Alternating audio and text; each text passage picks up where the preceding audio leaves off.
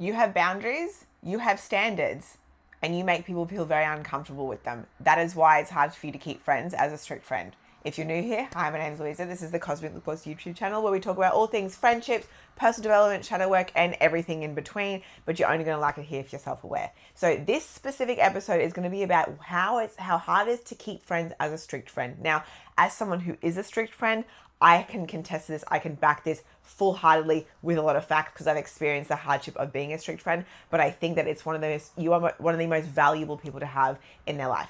You are an extremely valuable friend because you have high standards for yourself, which means you have high standards for other people. And there is nothing wrong with that, but not everyone is ready and willing to meet you there. And we're going to discuss why today. Now, let me guess, you want the best for everyone, right? You can see everyone's potential, don't you? You can see how well people can do if they just apply themselves 10% more. You can see how amazing people are going to do if they apply themselves 20% more. But do they do it? No. And you sit there, you're frustrated, and you're watching them crumble, and you're watching them suffer, but they'll come to you with the problems that you've already told them how to fix, and they don't listen. And you're sitting there like, why am I in this space with these people over and over and over again? But it's hard for you to leave. It is. I can say that because I've been through it. It's hard to leave when you're watching people just not doing what they should be doing. They're not doing the things that are best for them when you've already realized what's best for you and you're moving forward with it. You'll realize in due time when you become more of a strict friend or when you put in more boundaries, people won't be able to match you anymore. And it's going to be hard. It's going to be challenging because you can see how they can improve, but they're just not willing to improve because they don't yet see or want to improve. Your expectations can scare people away. If you have very high standards, if you are a strict friend and you have high expectations, it freaks people out because they know they can't meet you there. They feel like they can't be the person that you want them to be. And they probably can't.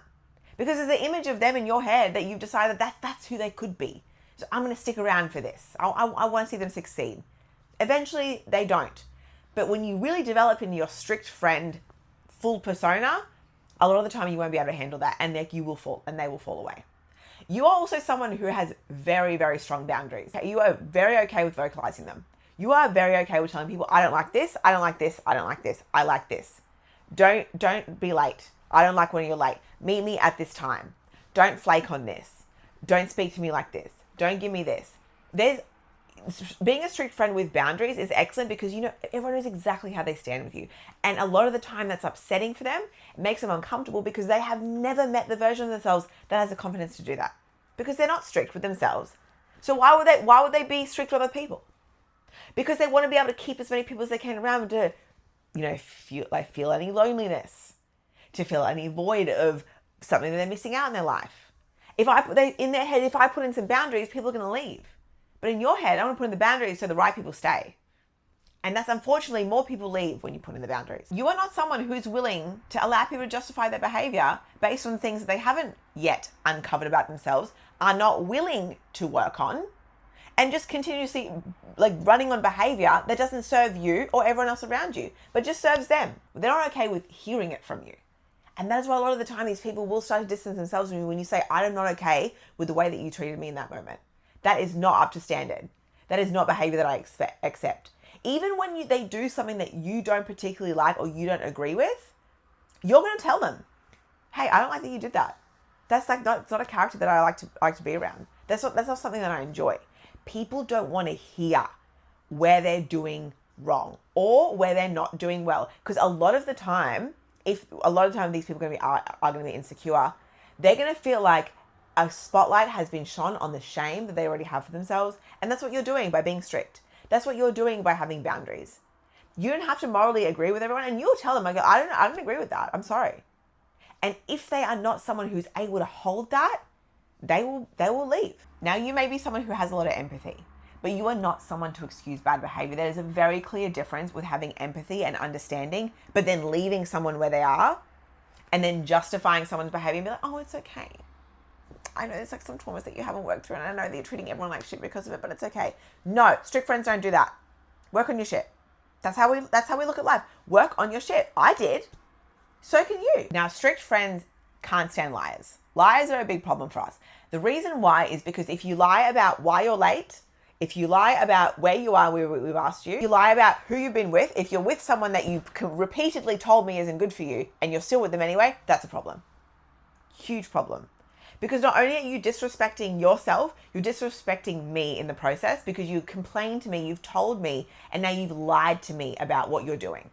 It's a complete and utter disrespect, and because they're feeling shame. Strict friends don't feel shame because everything about us is very evident.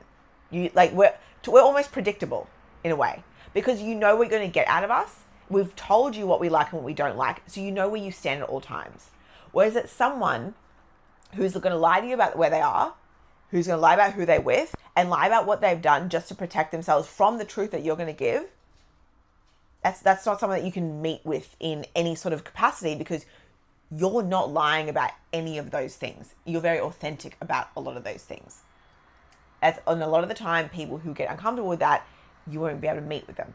You'll eventually keep growing and they're going to be staying in a stagnant place. One of the most exhausting things about being a strict friend is watching someone repeatedly, over and over again, complain about something and not do anything about it. It has got to be one of the most draining things that we can experience as strict friends. We will give all of the information that we need to give. We have already worked out a plan for you. How are you going to get out of the situation? How are you going to break up with this person? How are you going to start your business? How are you going to move through life? The decisions that you're going to make, all of the steps that we've already given it to you, but you're not taking it. It is exhausting. It is exhausting for the strict friends. I keep going between first person and third person because I'm in like a flow. So this is what's happening. We're exhausted and I get it. Listening to people's problems while you continuously tell them what they should be doing is exhausting. And I see that. I get that. It's hard because they like being where they are. It's comfortable. It's safe. They're getting something out of it. Every time someone chooses what they're doing, it's because they're getting something out of it. They can be confusing pain with pleasure as well, which is the crux of addiction, confusing pain and pleasure at the same time. Some people are addicted to pain. Some people are addicted to suffering. Some people are addicted to torturing themselves in a situation. No matter what you say or the advice you have, it's not going to get through because they enjoy being where they are. And the thing is, they enjoy talking about it. It gives them a personality, it gives them something. It gives them a bit of oomph. It makes them feel interesting. But on the outside, it's not. And when you are not in the same energy space as that person, when you're someone who continuously looks for the way out of problems to solve them and move on, you will not be able to relate to this person. And again, I keep talking about it. You just outgrow them. You just outgrow them and you keep moving on. They can't handle you because eventually you'll start saying, I can't speak to you about this anymore and I do not want to hear about it. I've specifically said to my friends before, when they've got back with someone, I said, do not talk to me about this person. I do not want to hear it. They said, thank you for not being so aggressive about it, but I appreciate where you're coming from and I won't. We talk about everything else, but we don't talk about that. I've said to friends before, they know exactly where they stand with me. I've continuously given you advice on this specific topic and you have gone back to this person or you keep doing it again. Do not come to me. But a lot of the time, these people want an audience. If they're not as self-aware as some of the friends that I have who keep doing certain things but understand where I've come from, they're going to be upset because you're no longer the audience and they need someone like that to listen to. They need to find the people who are on their level. And again, you just can't relate to these people. You can also struggle with expecting the same amount of treatment back that you give, but you're not going to get because not everyone is strict. I have dealt with this many times. Some people are just not strict with themselves. Therefore, they're not a strict friend. Therefore, they don't have boundaries. Therefore, they don't have a system and a protocol and things that we live by, but they don't. So you're going to expect to be treated the same way, but you can't because they can't meet you there because they haven't met themselves there yet.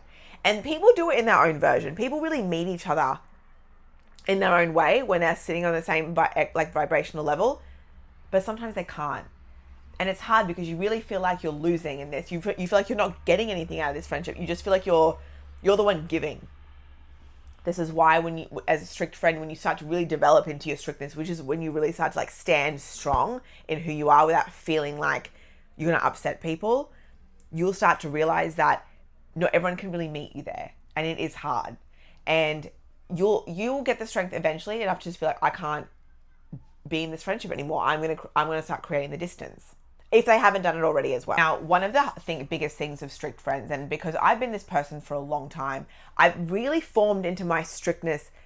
It probably in the last, probably, it's been a while. I've been strict for a while. Actually, I can't pinpoint a time where I haven't been strict, but I've been more strict over the years. So each year I've just like tightened up something. And now it's, in the past couple of years, especially coming into my mid-30s, I have realized that my voice is a lot more powerful than it ever has been, and it's starting to upset people more. The thing that people love me for, the thing that, because I'm outspoken, I will say what's on my mind, I will say the truth. I'm also willing to take on advice. I'm also willing to take on accountability when I have to, but I will call people out. The thing that they love me doing to other people, when I do it to them, very uncomfortable. And I'm sure you can relate. I'm sure the strict friends can relate. I will hold you accountable. If you said you did this and I hear you lying and changing a story, I'm like, no, you didn't say that. Are you going to take accountability for the time that you did this to this person? Are you going to take accountability for the time that you did this to me? When you told me you were going to be there at X time and then you decided to be late, and then other plan got fucked up because you decided to be late? Let's take accountability for that. Let's talk about that. That's just a very minor example. A lot of the time people will not be able to handle so much truth. And all it is not handling truth. There's people walking through this earth who are blind, who are just actively blind. But sometimes these people are disguising themselves as someone who can handle the truth because they love to give it. They love to give it. They don't like to take it, right? There's these people have been walking around for fucking centuries, right? No one is willing to take on accountability, but a real person with great self-awareness and the ability to take on like criticism, advice, and suggestions from people with humility is someone who is very strong sense of self, because they're not swayed. They've done something wrong. They're like, yeah, I actually did that. I fucked up. Like I was the person that I'm going to hold that. I'm going to hold that to account. Whereas other people won't be able to hold that, but they're very happy to point the finger. So when the finger's pointed back at them, it's uncomfortable.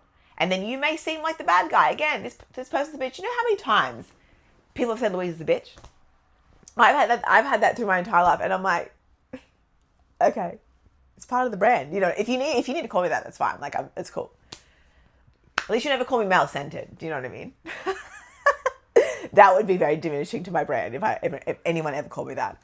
But honestly, strict friends get a bad rap because people think they're mean, but they're not mean. They're just truthful and they're just honest and they tell things how they are. If you are a strict friend and you have those boundaries and you hold people accountable, if you tell people to be at a certain time and they keep disrespecting your time, you hold them up to it. You get upset about it. You get upset about people lying to you about who they're with, where they are, why they went to that event with someone that they keep complaining about and they keep hating. Well, you point it out. If you keep doing this and people keep doing this to you, it's time for you to let them go. And there's a lot of the reason why people won't stay is because you are uncomfortable to be around. That's it. You're just you are uncomfortable for people to be around. And that's what causes the loneliness. That's what causes people to leave friendships. It still happens to me to this day. And I talk about friendships. And everybody knows that if you fumble me, I will be talking about you on this page. Every one of them. And everyone who has done me wrong in my life, a lot of the time I'm talking about in this space. They all know. And it happens anyway. Like, I'm not even safe. I'm not safe from shitty people. Trust me. Like, you think someone's okay. I can sometimes pick up nuances when they happen, but sometimes in a long-term friendship, I'll start to think when things start to minorly change, that's when things start to kind of go downhill, unless we've had a conversation about it. But sometimes I'm even blind to it, and I literally talk about this all the time. I'm in this space constantly. If you continuously have your standards, if you have your boundaries, if you have your strict rules and programs, the best people are going to still stay because they respect you and they love you and they want you around. But the people that can't handle that doesn't mean they don't love you. It means they just don't love themselves enough to be around you. And that's a very sad reality of being a strict friend. And I'm so sorry. But I hope this video helped. If you have any questions, you can message me. I have All of the things that I have that you need to work with me with is in the links to my Stand store. I have my one-on-ones, which if you want to talk about any sort of friendship issues that you might be having, or you need me to reflect on you what you're doing in friendships too, because everything is two takes two to tango. Everything's together. And if you also need a friendship audit, I have written the very first friendship audit, which is also in the Stand store. Otherwise, I'll see you guys next week.